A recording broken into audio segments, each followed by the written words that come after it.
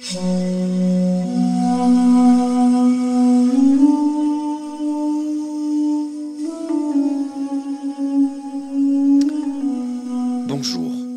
bienvenue dans le podcast L'histoire des Germains, des Francs et des Mérovingiens. Je m'appelle Xavier. Et je m'appelle Romain. Abonnez-vous à notre podcast sérieux, mais pas trop, conçu pour les passionnés d'histoire, qui veulent tout comprendre sur ces peuples, leurs aventures, leurs coutumes et leurs territoires durant le premier millénaire. Retrouvez-nous sur les réseaux sociaux Facebook et Instagram et sur notre site internet à meropodcast.fr. Et n'hésitez pas à nous faire part de vos commentaires ou à nous donner des étoiles sur votre plateforme de balado favorite. Ceci est l'épisode bonus 42.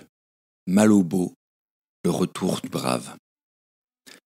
Dans le livre 31 de l'œuvre d'Ammien Marcellin, on trouve cette courte mention à propos d'un chef franc littéralement hors norme. Je cite : « L'empereur Gratien, très ému de cette invasion, fit rétrograder les cohortes, auxquelles il avait fait prendre les devants jusqu'en Pannonie, appela même à lui la réserve que sa prudence avait laissée pour la garde des Gaules, et donna le commandement de cette armée à Nanien, officier d'une valeur froide, auquel il adjoignit, avec un pouvoir égal, le brave et belliqueux Malobaude, comte des domestiques et roi des Francs. » Ammien Marcellin, livre 31, chapitre 10. Malobo, un homme à la double casquette donc, comte des domestiques dans l'armée romaine et roi des Francs. Le nom de Malobo évoquera des souvenirs aux plus attentifs d'entre vous, qui ont soigneusement noté le nom de tous les Francs d'Empire du IVe siècle, évoqués durant les derniers épisodes. Vous vous rappelez, Malobo, un officier supérieur franc, vivant à la cour de Milan de Constance II dans les années 50, et dégoûté par le conseiller faussaire avec son pinceau magique, trahissant son collègue Sylvain. Au point que cet homme a mené une quasi-rébellion avec son collègue Malaric pour forcer l'empereur à reconsidérer l'affaire. Tout ça au péril de leur vie en créant un scandale à la cour de Milan. Mais la plupart des historiens pensent toutefois que ce n'est pas le même Malobo dont il s'agit ici, dans ce passage situé un peu avant 380, soit 25 ans après la révolte de Sylvain. D'abord, parce qu'après un tel laps de temps, il est peu probable qu'un officier supérieur soit encore à la tête d'une armée impériale. Et puis, ça serait surtout bizarre que Constance II ait laissé tranquillement à sa place, après la conclusion dramatique de la rébellion du Franc, vu que l'empereur n'était pas réputé coulant avec la sédition en général. Donc, on parle sûrement d'un autre personnage, peut-être de la même famille, mais probablement pas le même individu. Un autre commandant militaire franc donc, qui va se distinguer lors de la fameuse bataille d'Argentovaria, dans la banlieue de la ville moderne de Colmar, en 378, en écrasant les Alamans dans cette bataille géante pour le compte de Gratien et de Mérobo, pendant que les Goths ravagent les Balkans. Mais un homme qui va aussi se distinguer dans un autre passage situé un peu plus tôt dans l'ouvrage d'Ammien, en montant une embuscade en pays franc libre, rive droite du Rhin, et en exécutant un roitelet alamand qui venait de se rebeller contre les Romains.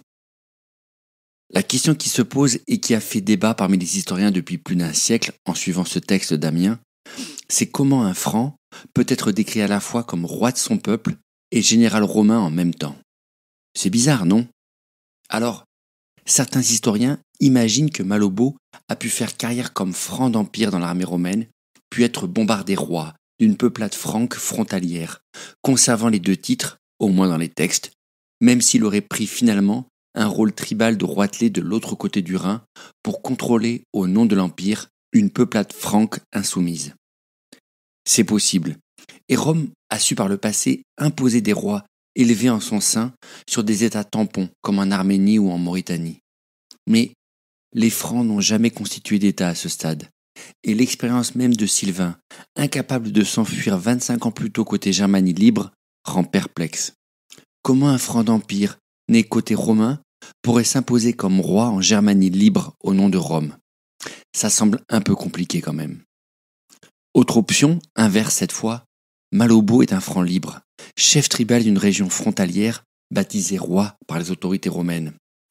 Et il y a des précédents à ce genre de technique. Valentinien, par exemple, a procédé de la sorte avec des chefs alamans libres, matés par ses armées et incorporés dans l'armée romaine, une fois soumis avec un grade nominal, tout en continuant à diriger leur ancienne troupe, mais obéissant à l'Empire cette fois.